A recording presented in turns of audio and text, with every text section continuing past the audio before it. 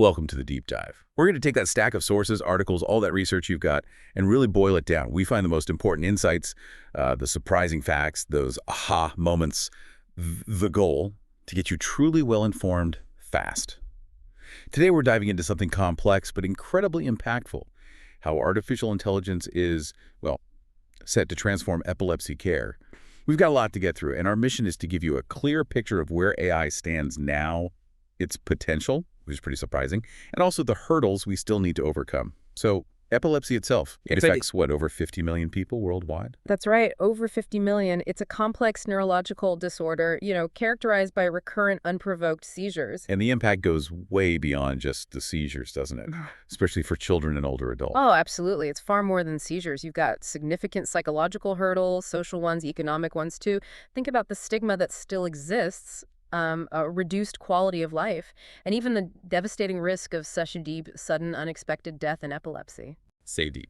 That risk is higher for people with poorly controlled seizures. Exactly. And managing all this the traditional way, it's been incredibly challenging. I can only imagine. Just the diagnosis sounds resource-intensive, complex. You have to figure out if it's actually epilepsy or something else that looks similar. You got it. Things like psychogenic, non-epileptic seizures, or even just fainting, syncope, distinguishing them is key.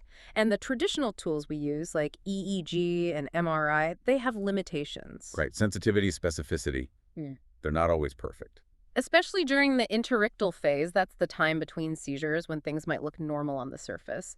But maybe the most frustrating part for everyone involved is that roughly a third of epilepsy cases are drug resistant. A third, wow. Yeah, standard anti-seizure meds just don't work for them. And that leads to this lengthy, often really disheartening trial and error process to find something, anything, that helps. That's huge. A third of patients stuck in that cycle. And this is exactly where AI bursts onto the scene as a potential game changer. Yeah. When we say AI, we mean machines simulating human intelligence, reasoning, learning, making decisions. And it's worth remembering, AI in healthcare isn't brand new. We had early expert systems back in the 70s, 80s. Like Internist One, MyScion, I remember reading about those. Right, but those systems were rule-based. They couldn't really adapt or learn beyond what they were initially programmed with. They lacked flexibility. Today's AI, though, Yeah. it's a completely different ballgame, isn't it? These technologies actually learn. Exactly. Take machine learning, ML. These algorithms crunch data, spot patterns, make predictions. And they get better the more data they see. Precisely, which is crucial for epilepsy detecting, predicting seizures, especially using EEG analysis. And then there's deep learning, DL. That's like the next level up. It is an advanced subset of ML. It uses these deep neural networks to handle incredibly complex, high-dimensional data. Stuff like detailed EEG recordings or neuroimaging like MRI and PT scans. You got it. Tools like CNNs, convolutional neural networks, and RNNs, recurrent neural networks, they act sort of like expert detectives. They can spot really subtle things, tiny anomalies, patterns, helping pinpoint where seizures might be starting in the brain, the epileptogenic zones, and just generally boost seizure detection. And it's not just about the raw scan data, right? There's NLP, natural language processing. Right. NLP interprets unstructured clinical data. Think electronic health records, doctor's notes, all that text. So it helps clinicians see trends, like how patients respond to treatment, or maybe pick up on adverse events faster. Exactly. It can help track trends, responses, side effects. It even helps with medical coding and documentation, streamlining things. And you also mentioned RPA, robotic process automation. That's more behind the scenes. Yeah, RPA is less about direct diagnosis or treatment, more about automating those repetitive admin tasks. Like scheduling, billing, data entry. Stuff that takes up clinician time. Exactly. Freeing them up to focus on patient care, which is where they're needed most. Okay, so if you pull all these threads together, ML, DL, NLP, even RPA, the promise of AI here looks immense. We're talking more accurate detection, better prediction, and truly personalized treatment plans for epilepsy. That's the goal. AI-driven algorithms analyzing EEG in real time. That could revolutionize continuous monitoring. And deep learning for personalized medicine, using patient-specific data clinical profile, genetics, past treatment responses. To tailor a treatment plan specifically for that individual. Yes, reducing that awful trial and error with meds, cutting down side effects, and hopefully really improving outcomes. It's aiming for much more precise, proactive care. And that's exactly where we're going to unpack now. How AI is tackling these challenges, where it's being used, the limitations, the future. Let's dive in. Starting with diagnostics, seems right. This is where AI is really making waves, isn't it? Automated EEG analysis, for example. Oh, absolutely. It's a huge advancement. AI enables faster, more accurate detection of seizure patterns in EEGs. You have things like CNNs, convolutional neural networks, which are great at spotting spatial patterns in the signals. And SVMs? Support vector machines. Right. SVMs are good at handling high-dimensional data, and they tend to be robust against overfitting, meaning they stay accurate even with varied patient data. And we're seeing practical examples already, like SparksNet. Yeah, SparseNet has shown real promise for predicting seizure onset with high sensitivity. And there's SCORE AI, which aims to standardize EEG reporting. Standardizing reports sounds useful for consistency. It is making things more consistent across different hospitals, different clinicians. But like any tech, there are limitations. Got like what? Well, SparseNet might work great in the lab, but its sensitivity can sometimes drop in messy, real-world clinical settings with more noise in the data. Makes sense. And SCORE AI. It can sometimes generate false positives, suggesting a seizure pattern when there isn't one, which could potentially lead to unnecessary treatment changes. So refinement is key. So how do we actually measure if these AI models are working well? Precision must be critical. It boils down to two main metrics: sensitivity and specificity. Sensitivity? That's catching the actual seizures? Yeah. Not missing any. Exactly. Correctly identifying true positives. And specificity is about avoiding false alarms, correctly identifying when a seizure isn't happening. True negatives. And how are they performing? In controlled studies, CNN models have hit sensitivity up to 85–90%, specificity around 80–85%. Pretty impressive. But you said the real world is trickier. It is. Signal noise, patient variability, these numbers can fluctuate. It really highlights that need for ongoing refinement. SVMs often show high sensitivity, but can sometimes struggle a bit with specificity in really complex cases. It's not just EEGs, though. AI is also digging into functional imaging, MRI, PE scans. Deep learning seems particularly good here. Very much so. DL models, especially CNNs and things called autoencoders, are excellent at analyzing these scans to find those epileptogenic zones, the seizure source areas. And they can see things humans might miss. They can pick up on really subtle abnormalities like hippocampal sclerosis or cortical dysplasia that might be missed in a standard manual review. What's the advantage over a radiologist looking at the scan? Speed and consistency, mainly. AI can process thousands of images quickly, objectively. The diagnostic accuracy rates we're seeing for AI on MRI data, they're between 75–90%. 75 to 90%. That's significant. It really is. In some cases, that's potentially double the accuracy of typical manual interpretation alone. It's a fundamental shift in identifying seizure origins. But like the EEG models, they're not infallible. Limitations. The big one is data dependency. They need large, high-quality, diverse data sets to train on. Variations in scanners, imaging protocols between hospitals, different patient populations, all that can affect performance. Consistency is crucial. So comparing AI-integrated systems to the traditional ways, it sounds like AI adds this layer of analytical power. It does. It systematically finds patterns humans might miss or interpret inconsistently, enhances reliability. And the impact. Studies are showing AI assistants can boost seizure detection rates by 20–30% compared to conventional methods alone. That's huge, especially for complex cases or places with fewer experts. A really significant leap. Okay, so the potential is clear, but what are the big overarching challenges for AI in diagnostics right now? Data is probably number one. Getting access to large, diverse, well-annotated data sets is tough. Differences in equipment, protocols, patient demographics across institutions create hurdles. And the black box problem. Right. Many AI models, especially deep learning ones, are complex. Their internal decision-making isn't always transparent.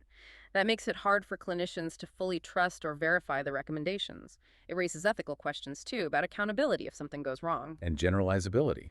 A model trained here might not work there. Exactly. A model trained on data from one hospital or population might not perform as well on patients from a different background or using slightly different equipment. Ensuring models work reliably everywhere is a key challenge. Okay, let's shift from diagnosis to treatment and management. AI seems just as transformative here, maybe even more personal. Personalized ASM plans, anti-seizure medication plans. That sounds like a huge deal. It really is. That traditional trial and error for finding the right medication, it can be brutal for patients. Months, sometimes years. AI models can analyze a ton of patient data, genetics, seizure history, past treatment responses to predict which ASM regimen is most likely to work for that specific person. And the results look good. They do. Predictive models using genetic markers and clinical data are showing accuracy rates around 70–80% for predicting efficacy in specific patient profiles. 70 to 80%. That could save patients so much time and frustration. Yeah. Thinking about the human cost of that trial and error, it's immense. It is. But, and this is important, implementing these needs strong regulatory oversight. We need to ensure they're reliable and don't have biases baked in from skewed training data. Fairness is absolutely critical. Makes sense. Another area is responsive neurostimulation RNS, implantable devices like NeuroPace. They monitor brain activity and stimulate to stop seizures. That's the idea. They monitor in real time and deliver tiny electrical pulses to interrupt seizure activity as it starts. And AI makes them smarter. It enhances them by analyzing the incoming EEG data to spot those very early seizure onset patterns more effectively. This allows for more timely, precise stimulation, potentially stopping the seizure before it even fully develops. And the effectiveness. Studies show seizure reductions up to 50% in patients with refractory epilepsy, those who don't respond well to drugs. It's significant. But it sounds complex. Challenges. Definitely. Effectiveness depends on the patient's specific seizure patterns. They need very precise programming, ongoing adjustments. Cost and complexity are barriers to access. And being invasive, regulatory approval requires robust long-term safety data. Beyond implants, AI predicting which drug might work for someone. That's crucial given that one-third figure of drug resistance. Exactly. Analyzing genetics, clinical history, seizure types. AI models can estimate the probability of a patient responding to a specific drug.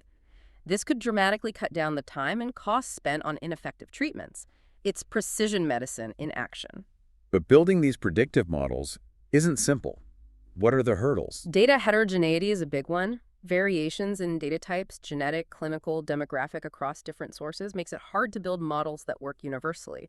A model trained in one place might not work well elsewhere. And they need constant updating. Yes, continuous validation. These models aren't static. They need frequent updates with new patient data to stay accurate. That's resource-intensive and really requires collaboration between institutions to pool enough data. Which brings us squarely into the ethical and practical side of things, the black box issue we touched on. How does that play out when a doctor needs to trust an AI recommendation? It's a major hurdle for clinical adoption.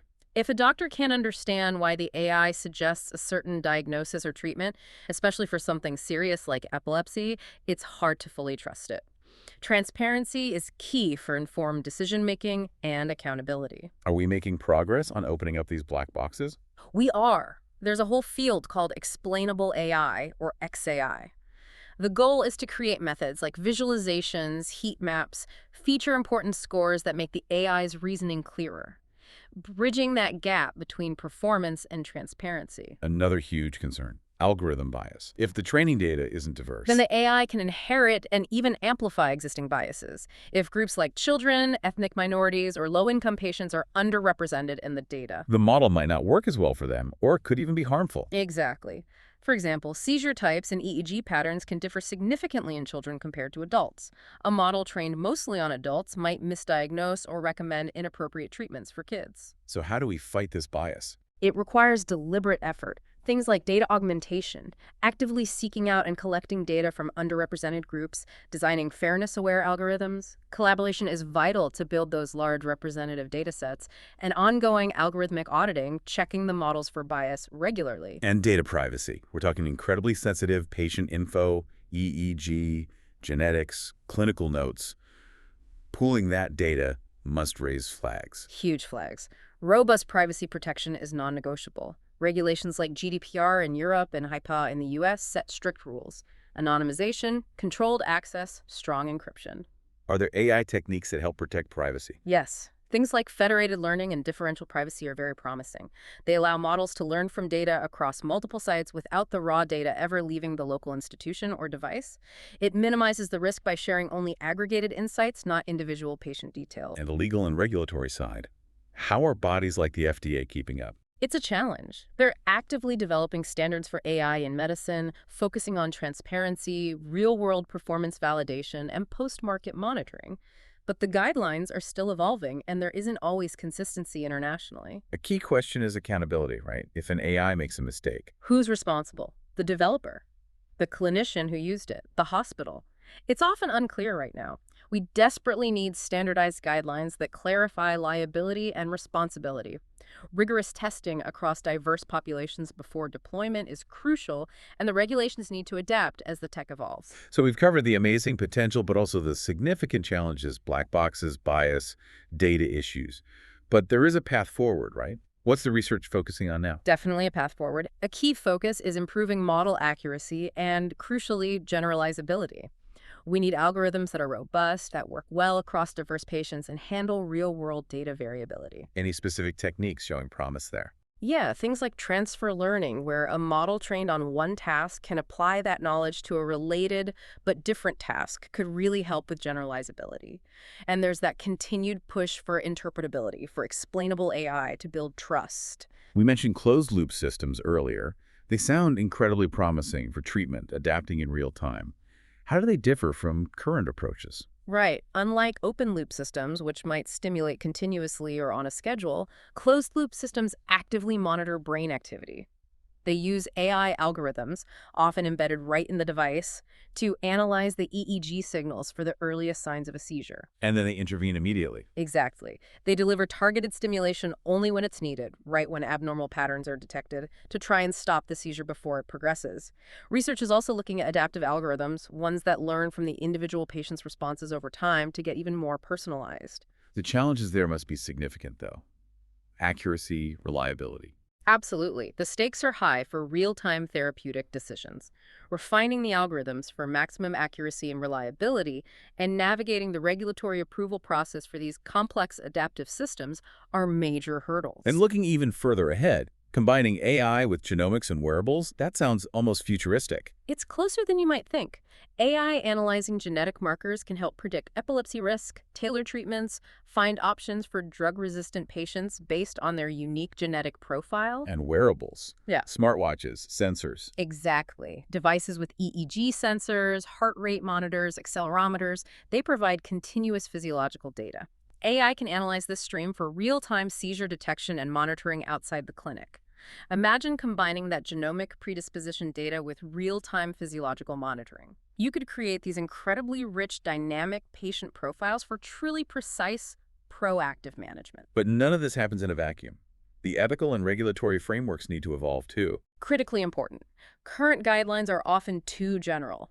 We need specifics for AI in neurology, addressing interpretability requirements, bias mitigation strategies, patient privacy for unique data like EEG. And clear rules on accountability. Yes. Clear guidelines on who is responsible when AI is involved in clinical decisions. It really requires collaboration regulators, doctors, AI developers, ethicists, patient advocates working together to create standards that are robust but also adaptable enough to keep pace with the technology. So, to kind of wrap things up, artificial intelligence is undeniably transforming epilepsy care. It's boosting accuracy in diagnosis, enabling personalized treatments, offering proactive management. It's directly tackling those long-standing challenges, the complexity of diagnosis, that frustrating trial and error with medications, the need for better continuous monitoring. But as we've discussed, it's not a magic bullet yet. Significant challenges remain: interpretability, bias, privacy, the regulatory landscape. Absolutely. The journey continues. We need to keep pushing on those fronts. The path forward seems clear, though. Focus on generalizability, build transparent, explainable AI systems, and integrate all these different data types: genomics, imaging, wearables, for a truly holistic view. And it's vital to remember this isn't just a tech problem, it's a multidisciplinary effort. Neurologists, data scientists, ethicists, policymakers, patients, everyone needs to be involved to make sure AI benefits everyone equitably and effectively. So here's a final thought for you to take away. Imagine a future where AI is constantly learning from your unique biology, your environment, your activities. How might that change the very definition of living with epilepsy? What new questions does that future raise for you about health, about autonomy, about the role technology plays in our most personal experiences?